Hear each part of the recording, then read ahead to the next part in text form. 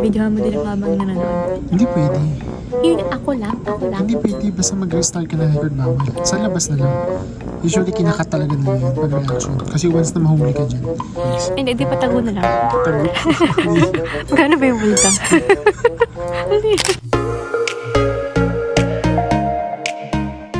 Hello! Welcome to the first episode of my vlog. This is very new. My YouTube channel is very new. And for this mini vlog, I'm gonna share to you the day that we watch SB19 Pagtatag documentary film. Me and my boyfriend watched it last week. And this is going to be a very laid back, very casual vlog. And as a Tita 18 since 2020 Go Up era, anything na ilabas ng SB19, of course, we're gonna support that. And at the end of the video is i-share ko din and my boyfriend yung some insights namin about the film. So I hope you guys enjoy watching this video, especially to my co-18. This video is for you. Enjoy watching!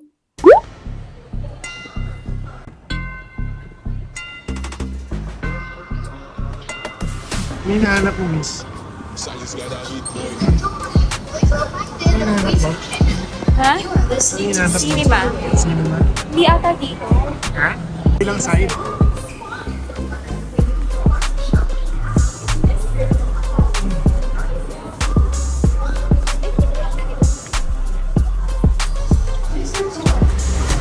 First time kasi namin dito. So. Kaya lang, punasan pa ako mga ganyan. Miss, saan ang sinihan dito? Sinihan? Oo. Level 5 pa sa akit po kayo dun sa escalator dyan. Okay, thank you.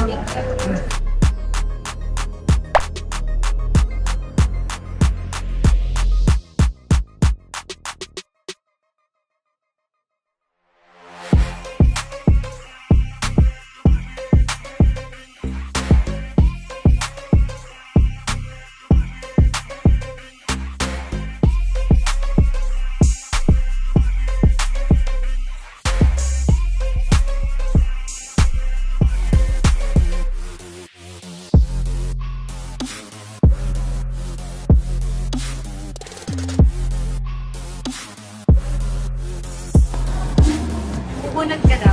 Lapit ka dito. May photo card sila. Isa lang.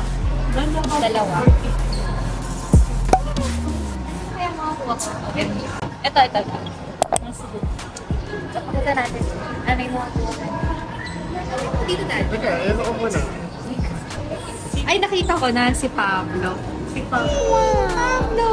Teka, hindi makita. Tapos yung isa, Ano yan? Popken. O, Popken. Popcorn? Popcorn. Photo card. Ano meron? May popcorn for you. Ganyan na. Popcorn na dalawa. Card. Popken. I got Popken. Cheese barbecue. Sour cream plain. Sour and cream. Excited ka na ba? Papanood ng SB19. Excited? Ako o ikaw ang excited? Sinong inaabangan mo? Ikaw, inaabangan ko yung reaction mo. Hindi natin dala yung ano, no? Hindi natin dala yung tawag doon. Yung ano natin? Ang tawag doon? Kaya mo yan? Yung stand. Oo. Lagi natin dala, hindi nagagamit. Yung gagamitin natin, natin magamit. Hindi Iniwan natin mo dala. kasi. May free photo card siya. Tada! Nakuha ko si Ken tsaka si Pablo. Ken. May bookmark na ako. Ayan na, Angie daw. Angie. Okay na.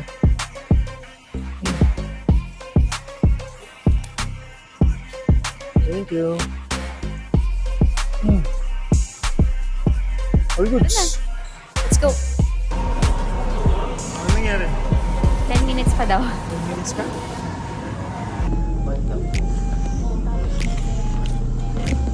Maganda mamaya. Bibidyohan mo din yung habang hindi naman lahat kasi maubos yung battery, yung memory ko eh. Pero videohan mo din ako habang nanonood. Hindi pwede. Hindi, ako lang. Hindi pwede. Basta mag-restart ka na record bawal. Sa labas na lang. Usually kinakat talaga na yun pag reaction. Kasi once na mahuli ka dyan. Ano ba yun? Reaction video sana.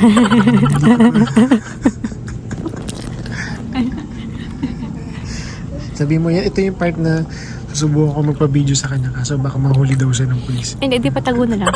Tago. Magkano ba yung multa? Magkano ba yung multa? Init. Nanisilaw ko.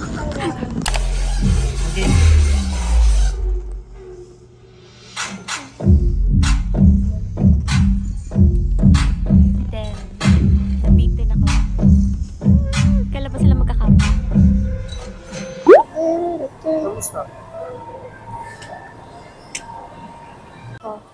Masaya. But you reminisce. It reminisce. It brings back. Sige, try nating maglabas. If you're a fan like me, you feel so proud. Huwag ka masyadong lumayo. Okay lang yun. Ay, dulas. Siyempre, as a fan, as an 18 since 2019, I feel so proud of them. Yun. Blake's Wings and Steaks. Ang gulo mo naman maghawak ng ano. Ba't ibang angle ang gulo? Maglakad-lakad muna tayo para magutom. So ngayon, maghahanap po tayo ng makakainan. Magtitingin-tingin, although busog pa kami. Ako busog pa ako kasi naubos ko yung popcorn. Pero magtitingin na kami ng pwede naming kainan.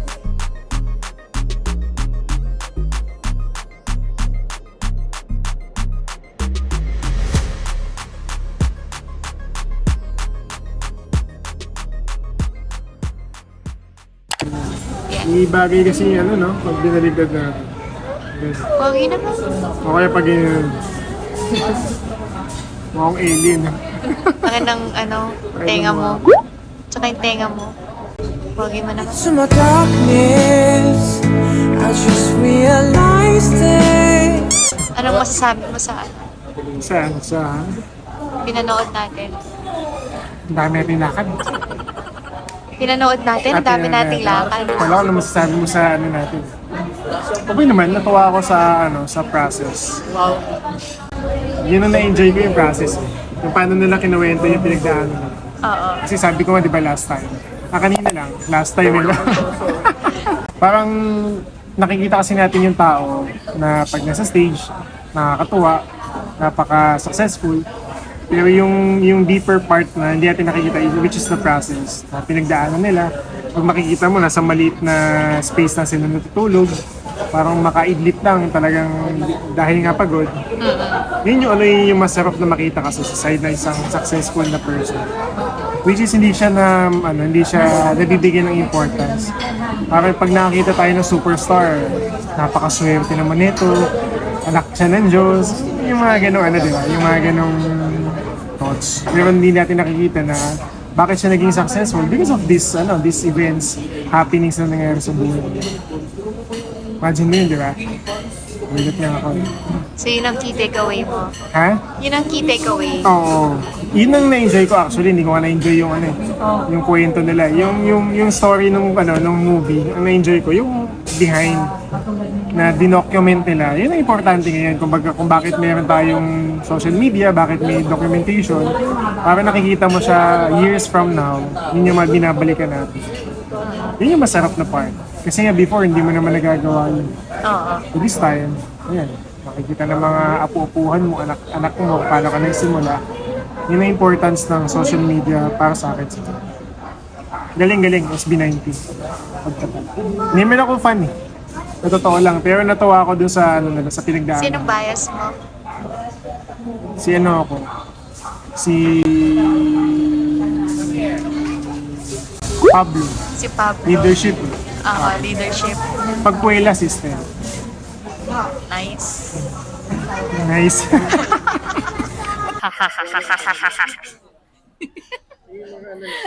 Baka naman ang laki ng mukha ko dyan. Sobrang close up. Hindi pagtatag concert, pagtatag documentary. Documentary pala. Oo, syempre.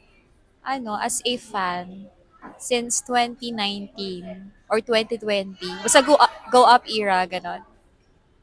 Wala, nakaka-proud. Nakaka-proud. Na layo na narating nila, syempre. Kasi nag-start sila ng walang-wala talaga. Tapos, oo, ha? Payat pa.